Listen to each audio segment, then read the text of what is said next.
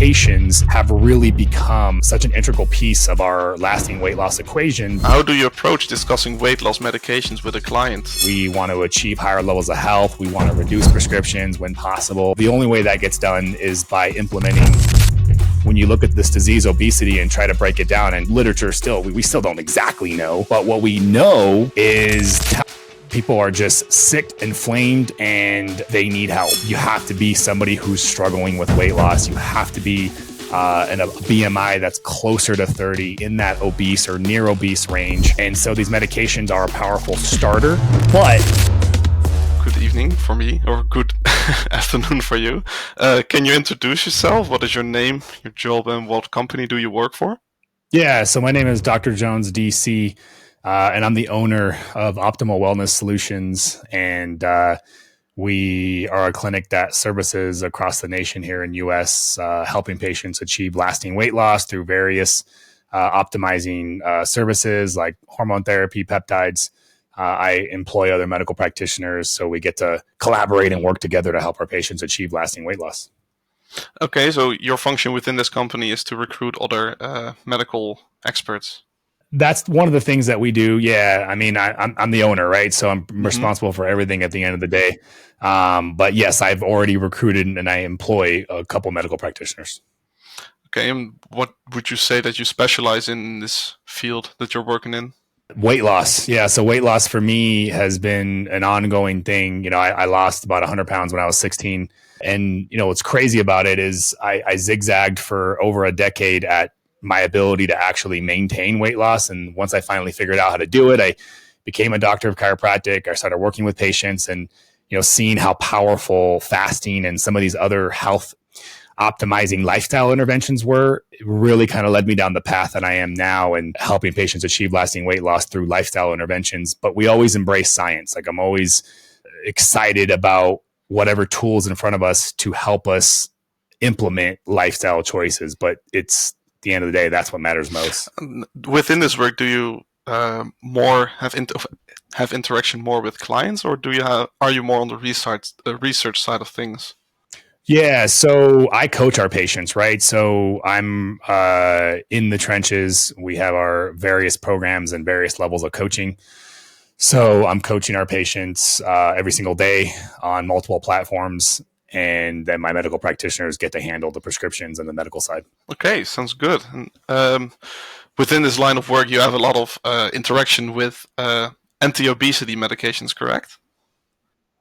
Yeah. Correct. Yeah, semaglutide and tirzepatide. It's GLP1 medications are an amazing world-changing medication. I mean, this is probably I would say, I mean, in my opinion, the best medication class that's ever came out. And I think we're still so far from the point of where it's going to end up. And how do you approach discussing weight loss medications with a client who inquire about them? Yeah, you know what makes us very different is the fact that we approach this from that holistic and naturopathic viewpoint, where regardless of what professional you are, acupuncturists, chiros, naturopathic doctors, what's in common with all of us is this perspective that's different than Western medicine and allopathic medicine, where we want to achieve higher levels of health, we want to reduce prescriptions when possible, and so the only way that gets done is by implementing lifestyle choices that center around all categories: diet, exercise, nutrition, stress management, sleep optimization.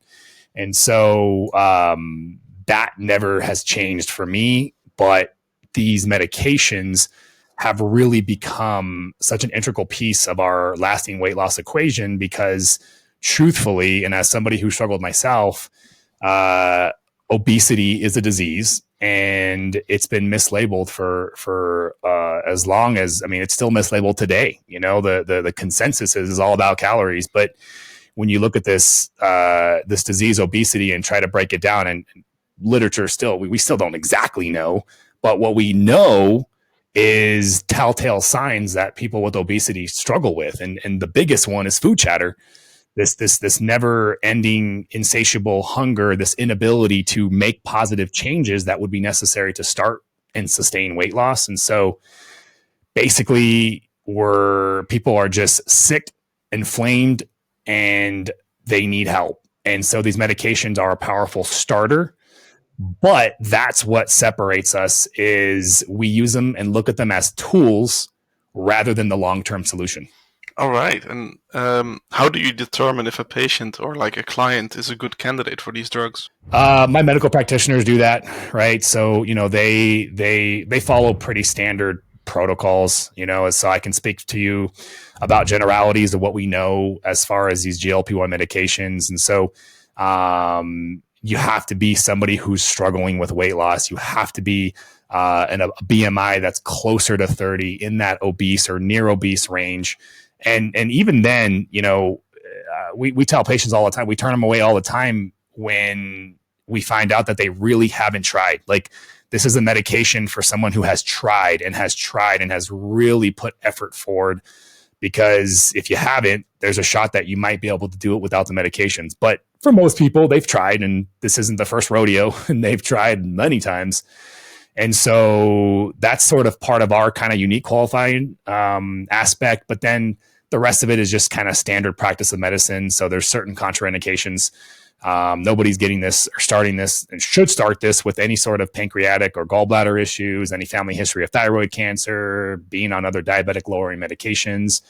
Those are just some of the, again, standard all medical practitioners, that would follow with regards to starting somebody on GLP-1s. Mm-hmm. And from your perspective, what are the most significant benefits of incorporating weight loss drugs into weight management plan? For a lot of these people, it's the actual reduction in hunger and food chatter that allows them to actually start. This is the thing that's so fascinating about obesity, right? Again, some people don't even recognize it's a disease. This is how we've treated it for the longest time. We're finally, as a society, starting to accept it as a disease. But what does that even mean? Like, okay, fine, it's a disease, but what does that mean? That's to be determined off of more time studying obesity. But again, telltale signs and symptoms and what it looks like is that food chatter, right? Well, what is food chatter? That's not a medical term, but it's certainly used very frequently. And having conversed with thousands of patients myself, it's a constellation of symptoms that generally have to do with, insatiable hunger, obsession with food, and always wanting to eat, never full, sugar cravings. Also, I would throw into there this inability to just start the protocol and make better choices. Better choices aren't always about food, but food chatter tends to center around that food because, look, you can exercise all you want, but at the end of the day, the biggest aspect of beating weight loss issues is going to be the diet and how you approach that, more so than exercise. That's unequivocal. So the roadblock is real. And so these medications are the most powerful tool that we've ever seen. Phentermine comes to mind as a powerful weight loss medication that's been around for much longer, but that one even doesn't work as well and has greater risk. And so the risk to reward profile is so much better. And I think that's one of the many reasons they've gotten so popular. Mm-hmm. When a client is unsure about using them at all, what would you give them as advice, or what do you recommend they look for? There's a couple ways we can approach that question. So I think that if we're talking about should you use them in general, if we're going to start there, then ultimately that's a decision that they need to make. And then I would second that by saying, how hard have you really tried? If you think, oh, I've tried, but like not that hard, then you need to get off your, and you need to go try, and you need to make some real effort and see if you can do this without the medications. And that's because there is no free lunch in this world. And that, to me, there's no medication without risk, period. So this medication, like all medications, come with a risk. It's just that I, like many other practitioners, believe that the presence of obesity, insulin resistance, inflammatory issues, all these various weight, metabolic health issues carry a far greater risk than these medications might. And so you really need to ask yourself, have you tried? Are you really struggling? Are you in this boat where you need help? Okay, fine. Then there you go. Because the data is very clear that it's worse staying where you're at and staying overweight. And it would be more logical to take the potential risk of these medications than staying overweight and sick. And then obviously the second part of how I approach it with patients, you kind of already know we're very much like holistically rooted. So we want to help our patients implement lifestyle choices alongside it. Like it, without a doubt, they go hand in hand. So at least when you work with us. Mm-hmm. All right. And could you define how what is different about the holistic approach of approaching a weight management diet? Yeah, I mean, I think it's no different than just the difference between holistic and allopathic, you know, and allopathic is Western medicine, is an approach towards medicine that centers around pharmaceuticals and surgeries, right? It really focuses on the problem at hand, which tends to be the symptoms, and there's really no aspect, very little on the preventative side of things. Again, this is generalities in most cases. And then you look at holistic and, you know, holistic, regardless of, there's so many different styles, right? Like I was saying earlier, chiropractors, acupuncturists, naturopaths, there's so many, and each of them are very different. But what they have in common is this understanding of this universal intelligence that exists within a body that is self-governing and self-intelligent. And, you know, if we can treat the body better and restore some good lifestyle choices, the body can heal and repair. And that is a common trait among all holistic practitioners. So the difference when we're looking at weight loss is the same. And so for us, what I have found to be the most powerful lifestyle interventions, reduce your diet, reducing consumption of processed foods, incorporating long rounds of fasting, adding resistance training, dialing in your supplement regimen, managing your stress and your sleep. Those are the big ones. And then of course, if you have an inflammatory issue, the additional like inflammatory component, because that's huge, because inflammation can derail your weight loss just as much as insulin resistance can. Yeah, and I've heard you talk about the risks with these medications, and also about the surgeries that are connected to these to obesity. So what do you think about bariatric surgery when comparing it to anti-obesity medications? You know, when you look at the data, there is a deep pocket of research supporting the efficacy of bariatric surgeries, which is why, you know, as expensive as they are, insurance companies will pay for those over weight loss medications, which is just crazy to me. I mean, it's insane. But, you know, these insurance companies, they act like robots more than they do an intelligent human that can look beyond the data and the numbers, but that's what they do. And so, you know, the data is very clear. We know what to expect out of bariatric surgeries. Obviously, depending on which one we're talking about, but if we're generalizing most bariatric surgeries, it's a mechanical restriction of the patient's ability to eat. Just depends on how invasive they want to be. And so what do we see with that? We see really good weight loss, and it's fast. We see reversal of diabetes, like within weeks sometimes, which is crazy. It's not crazy when you understand the basis of diabetes and obesity and what it really stems from. But for medical standards, it's crazy because we never see that, right? So, but what do we also see? A couple of years down the line, the majority of them end up gaining a lot of that weight back. A lot of them never really achieve some sort of lasting weight loss and optimal health. And that's unfortunate.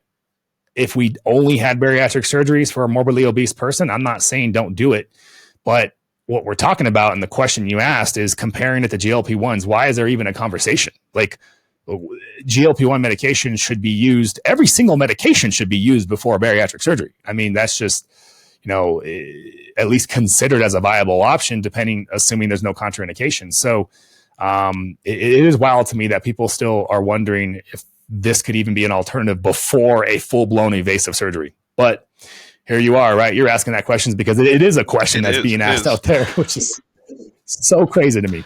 Quick minute here. I wanted to tell you guys about my free resources to help you guys with your sustainable weight loss goals. I have a free Facebook community where I do weekly live coaching. It's all about helping you hit your goals and maintain your weight for the rest of your life. And I also have a free PDF where I break down step by step exactly what it takes for you to be successful. I'll put a link to this in the show, and we'll see you guys back in the show. You said I'm not really familiar with how insurance is covering weight loss drugs in America. They do it a lot different in the Netherlands, where I'm from. What is the main difference about how they handle? Are they insuring weight loss drugs at all in America? Yeah. I was gonna say I don't know how it's handled with Netherlands. You're gonna have to tell me. But down here, as you know, obviously there are two big diseases: diabetes, obesity. So when it comes to diabetes, no problem. Insurance companies are covering it if the patient's diabetic. Where it becomes very inconsistent is when the patient's not diabetic, but they are obese. It's supposed to be, because it is FDA approved. So let's just kind of define the two main classes here. You got semaglutide, tirzepatide. We're referring to the chemical name here. So semaglutide was FDA approved by the FDA here in America 2017 for diabetes. They call it Ozempic, and then a couple years later, Wegovy for obesity. Same medication though. So three different names, right? We're talking about semaglutide. And on the other side of the spectrum, you have tirzepatide, which was eventually FDA approved for diabetes, Mounjaro, and then Zepbound for obesity, very recently, actually. So if we're talking about the diabetic versions, no problem, as long as the patient's diabetic. But where they're fighting significantly, and I see it trending worse than unfortunately than I see it getting better, is the obesity. People, when we get those calls every day of people who have obesity and they can't even get their insurance companies to cover it, or their insurance company was covering it and they stopped. I think the game that insurance companies play, like any other business, is how do we increase profits? And it's pretty simple for an insurance company. The less we pay for services, the more money we make. So I think that's the reality of the scene right now. All right. And when comparing it to weight loss drugs in general, have you heard about or have you read into new alternatives? For example, retatrutide that has been going on with with clinical phase 2 trials just finishing in June.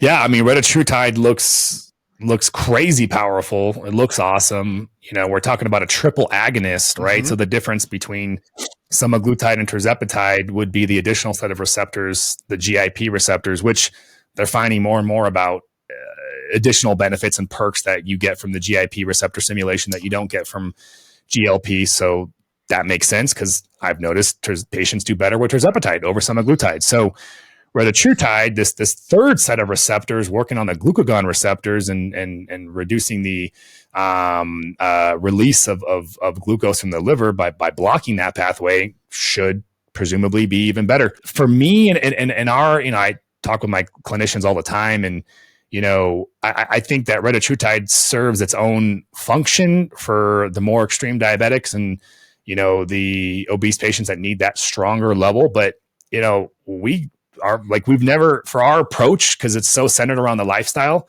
my practitioners very rarely run into an issue where they need something stronger. So, and I think that's because of the fact that we're implementing so much more than just the med. So we're just getting an insanely different result that's just unfortunately not understood, or in probably most cases not even believed, because standard practice is just take the med, there you go. Enjoy the benefit of eating less and start exercising. But there's so much more that needs to be done, in my opinion, when you really get into the hormonal basis of obesity and understanding what's really causing this problem to begin with. And I think for me, I see the results that we're getting, and so it's just confirmation that we're doing it right. Mm-hmm. And when retatrutide has shown to be a stronger alternative than other anti-obesity medications, would you say you would be scared if it is maybe it's too strong even? Yeah, and that's like I said, I think for what we use them for, it's not going to be a big difference or change in our practice. But and I think everybody should be practicing more like this, but that's another conversation. But for the rest of the clinicians out there that are very traditional in their approaches, they look at obesity as an irreversible disease. It requires lifelong medication. So they're not implementing the kind of lifestyle choices in anywhere near, if any at all. And so they would have utility for a stronger medication. So it makes sense, but we're very different and unique. And when looking at society that is implementing weight loss drugs, how do you think society handles weight loss drugs? Are they maybe too much of a hype in social media, or are they looked at as too like an easy getaway? You know, I think when it started back in, because for at least in America, Ozempic was FDA approved in 2017, right? So we're talking 7 years. It's barely been. At that point, it was definitely a little bit different than what it is now. This last year or two, it at least from my perspective, it's widely accepted. It's whether they're acknowledging obesity fully as a disease is kind of a separate thing, but the widespread use of these, it's just expensive, right? That's the thing. Can you afford it, right? But it seems like there's a lot less shame about it. But before, there seemed to be a lot more shame. There seemed to be a lot more hidden agendas regarding using it. Celebrities that were using it, you could tell massive weight loss out of nowhere, right? Oprah is a big celebrity that would, she's, richer than you can imagine, and it could never beat it. And all of a sudden, just out of nowhere, bam, she lost all that weight. It's like, we knew what was going on, but now she's finally talking about it. Now a lot more celebrities in America are talking about it. So I think we've passed that point of I would say the fear of coming out about its use. I think that's more in the people are more comfortable being open about it, but it's very expensive, and so a lot of people can't afford it. And then we get into the whole conversation about lifelong dependence versus not, which is just a whole nother conversation. And so it's interesting. Yeah, it's an interesting landscape for sure, with the advancements of like retatrutide and more powerful versions. And they're looking at so many more indications now to use these GLP-1 medications for neurodegenerative diseases, addictive conditions. So I think it's just, this is going to be the biggest class of medications, I would imagine, period. Would be my guess over the next 5 to 10 years. And don't you think that, for example, you mentioned Oprah kind of promoting it, that it worked for her since she it wasn't successful without it, the weight loss. Would you think that maybe the drugs would come into the wrong hands? For example, people with anorexia or with other mental disabilities? Yeah, I think that's a real concern. Like anything, any drug has the potential to be abused, right? And so that's certainly an issue that needs to be addressed. It's kind of crazy right now that people can go online and purchase these all across the world without a prescription from research companies. And I tell people all the time, do not do that. That is so dangerous, in my opinion. You don't know what you're getting. Yeah, I mean, I agree that it's concerning, and but aside from just accessing, bad and black market stuff, even if we're talking about high quality stuff, people that aren't medically in need of it using it, and I think that's a whole nother conversation. So we can get into that.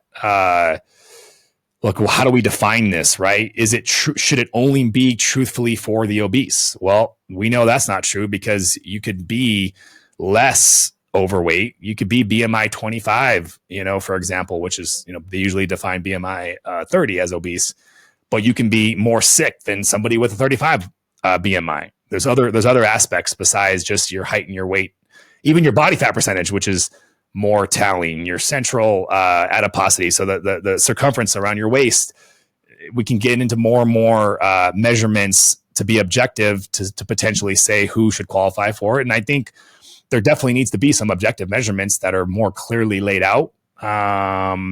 So being practical for our clinic, we bring it back to, hey, how hard have you actually tried to do this? To me, that's more meaningful than any other objective measurement. But yeah, we need something. We need some clear ground rules, because I think if not, it'll lead to more abuse for sure. How do you navigate discussions with a client that have these unrealistic expectations about the result of a weight loss drug? Yeah, so my medical practitioners they have a full consultation, telemed consultation with all the patients, and so they do their part having that conversation with them. For me, I interact with them afterwards a lot more from the coaching, and so I'm definitely reminding them, giving them elements and various pieces to think with as they continue on, because so much comes at them in the beginning with the pressure and the desire to achieve weight loss. But what we focus on the big picture of like, hey, we're not just trying to lose weight, but we also want to get you to lasting weight loss. And so we need to slowly work on all the other pieces. All right. Everything aside, what would you say that weight loss drugs, are they a good thing for the world, or considering the increasing obesity rate in the world? They are. There's no doubt. Now, if you asked me, are they a good thing for the world if everybody has to take them for the rest of their life? Then that would be a question that I would have a hard time giving you a quick answer to. But because that's not necessarily the case, even though that's what a lot of people want to think and operate, doing what I do and educating the way I am on all my platforms, hiring the medical professionals that think like me and want to help people from this sort of holistic viewpoint, there's no question that these medications are a necessary tool. We don't know why obesity is staggering exactly. I have many theories and ideas for sure, but one thing is clear: human beings, something is changing in humans that has started 50, 60, 70 years ago at an astronomical rate. We're not evolving this fast. And so toxic exposure, endocrine disrupting chemicals, it's probably a little bit of everything, increased vaccinations, all of it. So whatever it is, we need to figure it out, if they even allow us to do that, if you know what I mean. But while that's its own issue, going back to the obesity epidemic and how bad and poorly that's trending, we need something. And this is the best tool we have. Okay, I think that is about it, what I wanted to ask. So thank you for giving the descriptions about what you do, and thank you for letting me interview you. Absolutely.